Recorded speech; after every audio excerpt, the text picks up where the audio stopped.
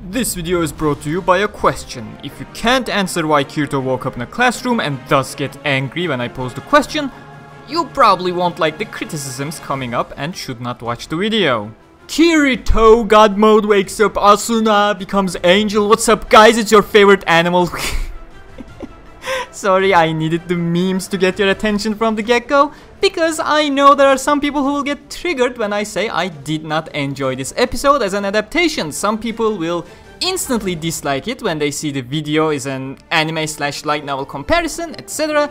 I'm here to remind those people that my opinion on the adaptation, whether good or bad, does not mean you should feel obliged to feel exactly the same way I do. Some people think I hated the episode when all I said was 2 moments I was looking forward to were butchered, and in War of Underworld there literally are no other moments in the future I look forward to from a story perspective, and thus the remaining episodes are a formality for me. Watch the episode and make a video while trying to look forward to whenever Unitil Ring gets an adaptation. It's the same as watching a football match on replay and turning it off after you've seen all the goals. I saw all that I personally wanted to, and now I'm looking forward to the next one instead. But we still got our highlights to go through this week. Welcome everyone, it's me GamerTurk, your best source of Sword Art Online information, and this is Alicization Explained featuring War of Underworld Episode 18, Memories. Short overview, we have adapted from the first pages of Sword Art Online Volume 18, Alicization lasting until midway Chapter 21 Part 8. It is technically about 40 pages on paper, but with Wasago's backstory covered in the previous episode and 2 out of 3 nightmares cut out in the anime, realistically speaking that is much less adapted this week. Naturally, with the amount of cuts, the episode had great pacing on its own, but that doesn't make me blind towards over 60% of the nightmare sequence getting cut out. I'll cover the nightmare sequence very briefly in this video, as I'll have a separate one during the course of the next week to go into it more in depth. But if you're new to my Explain series, what I do here is essentially provide you all the vital information on characters, events, action, lore from the source material, light novels, things that the anime did not convey properly or just did not have the time to, so you can still see the full picture. If you want to jump to specific events, timestamps will be in the description along with Amazon and Book Depository affiliate links, so you can grab the light novels for yourselves for the full experience. With that, let's cast away the sly foxes spreading misinformation and get on with Alicization Explained. Sorry about the terribly long intro this week, but some people do require a reminder that I do not share my own opinions to influence the opinions of others. Everyone has their own. I'm just here to talk about what was cut and how it affected the story, as always, while sharing with everyone whether I like the change or not. Heck, most of you have been here long enough to know that I praised plenty of anime original editions and cuts here and there that benefited the pacing. And like all those times, I got things to praise and I got things to criticize. Seeing people try to speak me down, saying things like, I'm an anime only, the episode was perfect, you source retard, shut the fuck up, like, yeah, but can you imagine it was even perfecter? That's my point. You enjoyed this? I wish you could enjoy the full experience, and that's why I'm here to tell you all about the full experience. We start in the classroom and start with 2 massive cuts from the get-go. Both the nightmare with Kirito's only school buddy he met in the SAO beta and then abandoned, as well as his nightmare from the first day of the Sword Art Online launch featuring Cooper, was axed completely. Not even a cameo background character in these passing shots as a little nod to the light novel readers. They bothered adding Alice and Yuju as background characters, and Yuju is a great addition here. Makes me wish they went with a more elaborate nightmare sequence and sprinkle these Yujios hiding around here and there more often to emphasize how important he is to Kirito. Alice, not so much. I don't want to say Kirito doesn't care about Alice, but he barely spent a couple hours with Synthesis 30. If anything, he shares a closer bond with the likes of Selka, Sortilina, Volo, Tise, Ronye and the like. This character is only here because she is more marketable. These kinds of moves are the biggest concerns in these cases. You wanna have important characters, quote unquote, cameo in these nightmares, at least make sure they are characters Kirito has a proper bond with. Alice here is yet another red herring to keep Kirito-Alice shippers interested, the same way they kept showing Asuna, Shinon and Leafa calling out to Kirito along with Alice in every single promotional material before this week, as if Alice had any input in the awakening sequence at all. She didn't, nothing, zero. People claiming they didn't show Copper because it would confuse the anime audience do not realize the anime has been knowingly confusing people since War of Underworld began. I also feel like that statement, anime-only audience would be confused, that is insulting to the anime-only audience. I have no idea why people think that. It's not like light novel readers have superior intellect to understand everything. I read all of Alicization, doesn't change the fact that I'm just as much of an idiot as the person next door. The scenes come with context, and that context, no matter how brief, makes you understand what's happening properly. And even more important, none of these scenes are about the schoolmate, Copper, Sachi or Keita. You don't need to care about the character in question. I doubt any of you ever cared about Keita, but Kirito did. When he returned to town to talk to him about a disaster in search of some friendly consolation, only to get sweared at by the person you looked forward towards for forgiveness, jumping to their own deaths in front of your eyes, blaming you for that. You don't care about Keita, but that shit hits Kirito like a truck, and Kirito's pain hits you in return. I can assure you, and I'm not saying this to demean anyone, I'm saying it to highlight the sheer unimportance of the character itself. I can assure you, at least 80% of you did not even remember the name of Keita until I mentioned his name a couple lines ago, or if you have watched Sword Art Online Abridged, of course, but that's the point. Your bond with the character in question is utterly irrelevant because the focus is not them. The focus is Kirito's pain that gets added up and up and up and up until he decides to rip his own heart out. That's the thing. I mean, it was in the intro of this video. Can anybody answer me, who's watching right now, those without the knowledge of the full nightmare sequence obviously, as to why Kirito woke up in a classroom in his middle school shortly before the release of Sword Art Online?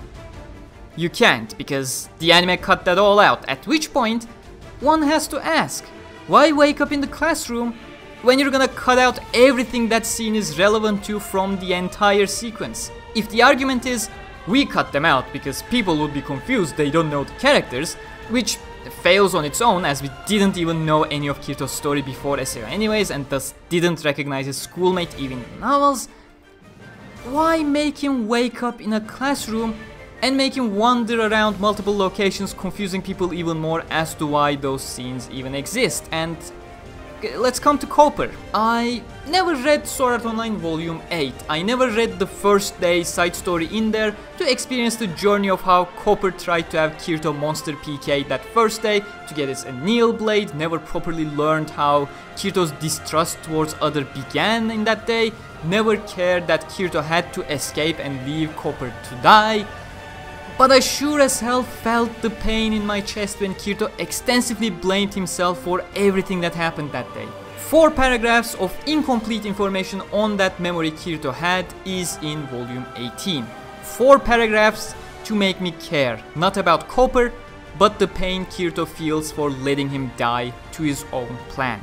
But all that I'll cover in a separate video later this week, solely focusing on the nightmare sequence, and I'm already getting ahead of myself as the anime skipped the school buddy, skipped Copper, and Kirito found Sachi and Ko in the alleyway instantly.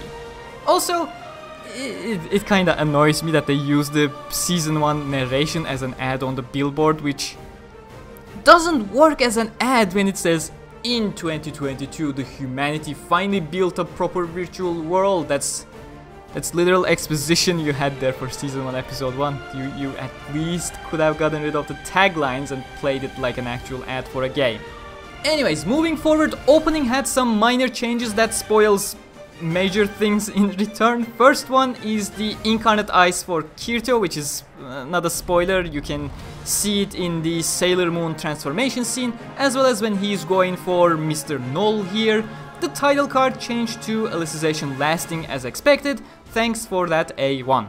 And finally, The major massive spoiler portion that I recommend you skip to this timestamp on your screen if you do not want to hear it. I personally recommend you skip even if you're the slightest bit of unsure. I feel like it's my responsibility to warn you to not spoil yourself for the ending. No, actually post-ending, the epilogue of the arc. So again, please skip forward if you don't want to hear it as I ramble here. Are you still here? It seems you're still here. So the first one is Alice in the Real World. This was teased back in War of Underworld Core 1 Opening 2. You guys kept asking me about the puddle on the ground, the reflection on it, and I refused answering every single one of those questions because it was really just too far ahead. But fucking hell, it appears the anime doesn't even care about subtlety anymore, so why should I try? It's beautifully crisp, showing Alice in her modern outfit. As we zoom closer to her eye, you see it becoming clear that that is an advanced mechanic camera for visual input. So yeah, they basically spoiled Alice getting away from Gabe here in the opening itself. Color me surprised, it's probably not the best practice to spoil the events of your story's ending, but they went one step ahead. And with the following month teased the goddamn epilogue, the end of it too. That's the final 10 pages of the book. So yeah, I'm amazed by that decision. It takes quite the courage to do that. But here we see a beautiful shot of a planet from space. It's one of the two interpretations. Both appear valid to me, though I prefer the second one. First is that this symbolizes Alice looking at the real world, seeing it for the first time as is. Or more likely the second one, it doesn't symbolize anything at all and actually shows our three heroes who dive back into the underworld along with a fourth joining them as some sort of a memory mirage, looking from the window of a dragon jet that would make Seto Kaiba jealous and watching what has become of the underworld, that one of them left over 200 years ago and two of them left just a couple years ago. But yeah, that brings us to the end of the changes of the opening, and even more recycled scenes come up from last week. I keep highlighting the recycled scenes because I do have a point about how their Hype Week episode was a kind of a budget episode at the same time. A major part of the reason why I, personally speaking, was highly disappointed by this week, what the 17-week wait, what the borderline national celebration of Kirito Week over in Japan to hype this up, etc. What they all ended up leading to. As explained in last week's video, Po is not mind controlling all these people here, as that is not possible to achieve on people using an Emisphere. However, he is using his incarnation on all those people to instigate their emotions, which we know is possible from Sugo Nobuyuki's experiments in Fairy Dance. And you can even see it is not just Moonphase and his Chinese friend not heeding Po's call. There are other people who are trying to stop their brethren from doing his bidding as well, and that's why it becomes a war between the Red Knights themselves, because a big portion of them try to stop the ones enraged and now fighting to protect themselves because the ones enraged see them as traitors to their patriotic cause, because ever since the beginning, Po's plan was to fill their head with lies to eventually lead them to do this. See those who may come up with a voice of reason as quote-unquote traitors, so they would attack them instead. But we got another change, as we expected since the trailers. Po's little chat with Klein was completely dropped, him trying to execute Klein was dropped, Moonphase stepping in to question the execution and further torture of Klein after the battle had been decisively won, Asuna wanting to save a kind-hearted player who tried helping her friends, etc. was changed into Asuna trying to save a random human guardian army soldier, which would not be a problem at all if she already did not watch hundreds of them get cut one by one without having the support of Yuki's memory. Again, the problem of consistency creeping its head back and forth. You know, changes are never good or bad by default just because they changed something. The change can be for the better or the change can be for the worse. I mean, it should have been obvious. I've been praising many of the changes they did for the past dozen episodes because they added to the experience rather than taking away from it. And when you actively take away, make it a worse experience overall when it didn't need to be, when you create a major inconsistency where there was none, that becomes a problem to be pointed out. I absolutely love the Asuna and Yuki scenes, as well as the fight between Asuna and Po. So many small details here and there too. Of course, Yuki talking to Asuna, that is completely Asuna's incarnation based on her memories of Yuki. If you haven't realized, Yuki is not alive in VR somewhere like Kayaba is. The battle cuts before the art style change is so great. Asuna using her Stacia ability in the smallest way possible to stop Po from stabbing her and then suffering the consequences yet again is adapted with such great visual cues in a speedy fashion. And that progressive volume 4 reference right there with Po's first encounter with Kirito on floor 5, Carlu in safe zone, where he got away from his sinister clutches. They did actually keep that reference that was obviously never in the anime because Progressive was written way after the anime adaptation happened. I sure do hope the mention of floor 5's existence does not confuse the anime-only audiences. Snark entirely intended, obviously. Aside from that, Yuki's Sa Tatte Asuda is a great mirror to Yujio's Sa Tatte Kirito, but a much more obscure reference is when Asuna goes for Mother's Rosario. Here, she's initiating the skill the same way Yuki did against her back in season 2, deflecting Po's attack to leave him in a staggered state, just like Yuki deflected Asuna's quadruple pain and then started her Mother's Rosario when Asuna was in that staggered state. That was a great callback. What happens next? I'm sure many of you will have an issue with this because the scene itself looked absolutely fucking cool, but fucking hell, I have no fucking clue what is happening on screen as Asuna keeps splashing everywhere around Underworld like some shonen series.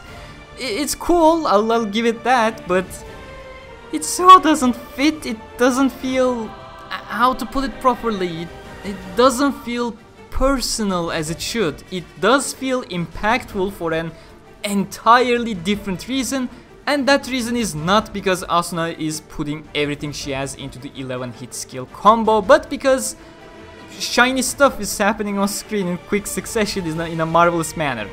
Remember when Yuki used her Mother's Rosario and we had that crisp, really slow motion shots focusing on Yuki and her face, highlighting her determination, her passion, that she was pushed to the point of using her ultimate skill. That was personal. And I expected that scene to be completely mirrored here with Asuna giving it all she has. But hey, we got a cool scene, I guess, so why complain too much?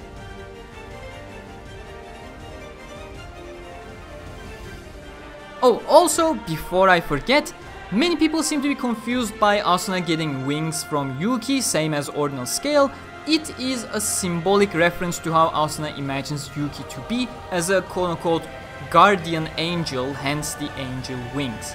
In Ordinal Scale, Yuki was holding Asuna's lambent light, so the wings formed around the weapon. Here, Yuki was pushing Asuna from behind, hence the wings formed on her back. I absolutely love Meat Chopper picking Po back up and the portrayal of Po throughout these scenes, showing him like an absolute zombie. I don't think there's anything I need to explain here. It's pretty much line by line in terms of adaptation. I have to say though, I find it very funny that the anime, by changing the events left and right, made the Red Army fight among each other for the 3rd time now? On comes the only memory present in the nightmare sequence in the anime version, which is just a replay of more old footage instead of doing anything creative with it really, like putting Kirito somewhere in the scene as he is reliving the moments. At least they did it with Keita's suicide for a moment, so that was good, but it appears that drained all the budget they had for this week, so they reduced it to holo screens as PowerPoint presentations floating around Kirito's head. I mean, they didn't even need to insert Kirito into scenes with proper compositing, just have Kirito from his knees above and the footage rolling in the back full screen as if the memories were happening around him as they were. And then, throughout these regretful memories, we get to see Kirito beating Oberon to save Asuna and Kirito beating Death Gun to save many more people to come if he were to never figure out his real name, so yeah, if you regret those memories so much, Kirito, do not foil the plans of evil people in the future and just let people die, I guess. These two combined reused footage of Oberon and Death Gun literally takes a minute of screen time too, like I will not complain about the scenes that make sense, like Dieval's death, killing Kuradil, or the Lovkov members. He does regret those events. But 1 entire minute for 2 events that do not even make sense in the context, that time would have been more than enough to cover 4 paragraphs of the first day of Aincrad, especially since there's barely any dialogues. Just show Copper in the middle of monsters as it's described and Kirito trying to reach out. 10 seconds, that's all it takes for the audiences to understand someone is dying there in the middle, and Kirito is blaming himself for it, that he didn't rescue him. That's what's so great about the visual medium. You can convey entire pages worth of content in 5 seconds if you know what you're doing, but I digress. We'll cover this in my Nightmare special later this week. I don't think I need to explain anything about the rest too. It's pretty much one-to-one with Yoshitsugu Matsuoka, Kirito's voice actor, doing an absolute beast of a job. I mean, there is the bit where Kirito tried to reach out for a sword in his back so he could grab the sword and stab his own heart, but again, I digress. The scene itself does not need additional explanation. It's perfectly adapted, at least that portion. On Higa's screen, you see the unit ID WLSS703 is going for a connection 2, which is the object ID of the Blue Rose sword, and as you should have realized when the sword spoke to Tise or when it gave a final push to Eldrie, Yu-Gi-Oh is part of the memory of the Blue Rose sword since their fusion together, and thus does have a certain level of agency there. You have seen similar things when, for example, Giga Cedar decided to soak the special resources on its own during Kirito's duel against Volo back at the academy. Back on the field, however, there was a minor cut as a tease for Kirito coming back, and it does make sense when the event is a couple of pages away to have a tease like that, but not so much when the scene is only 15 seconds away in reality in a visual medium, so understandable that it was cut. It was basically the Red Knight trying to impale Asuna on the ground, but kept hitting an invisible barrier instead multiple times before Lina gets rid of the knight to save her, which is how they wound up together right there, rather than Lina lunging at Poe and then... Wait, did Ronya just teleport there actually? What happened?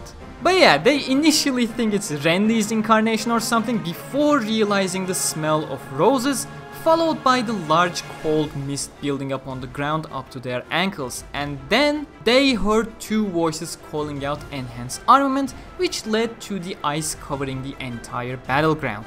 Poe did go for Asuna for Kirito to stand up properly and was met with yet another barrier, being held there by the mirage of a hand that didn't even physically exist, and I love that scene, how Kirito stands up, heals his missing hand, and matches the exact position of the mirage.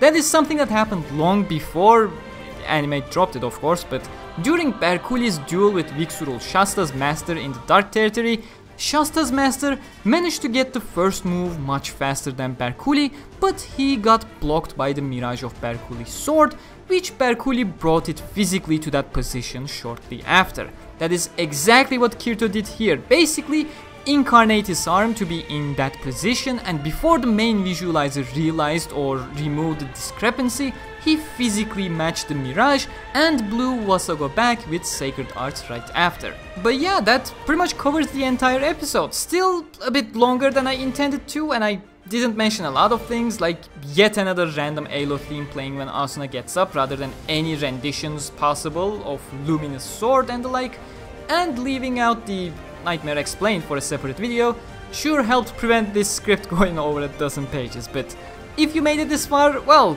I commend you, seriously. Not everyone likes to hear how it could have been even better when it was already good enough, you know? That's the gist of what I feel. People think I'm trying to hate on the anime, whereas all I'm saying is I'm disappointed it was just good and not great or amazing. But yeah, those who want to understand do understand where I'm coming from, I believe. I'm not here to punch the fucking anime down because they didn't do a one-to-one adaptation. I'm just here... it could have been much better even though it was good. That's pretty much what I'm saying, but... hit that like button if you're still here and if you don't hate me for being disappointed. And subscribe and hit the bell icon, of course, and comment enhance armament down below to let me know that you made it all the way here. As weekly LS Session Q&A was getting dumped for multiple weeks in a row, sorry about that, I'm going for a slight format change to actually make it work. The weekly Q&A for an episode will now come out on the day of the next episode airing, so Q&A for episode 18 will come out next week Saturday before episode 19 airs. With my internet speed and personal schedule, that's the only way I see it being possible. Seriously, try working with a 50 kilobits per second upload speed.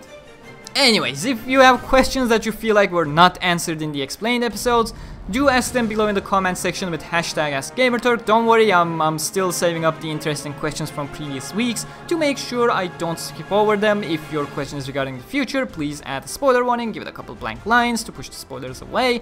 And no, I will not answer spoiler questions for the sake of spoilers, like, is Kirito gonna kill himself next episode? If you're that curious for spoilers, just read the books. Amazon and Book Depository links are in the description. Follow me on Facebook and Twitter for the fastest news possible. Lens Squad merch is still around, but now we got Medina, Kirito and Yu-Gi-Oh merch too, so do check it out. 50k subs is very close, we got something new coming for it too.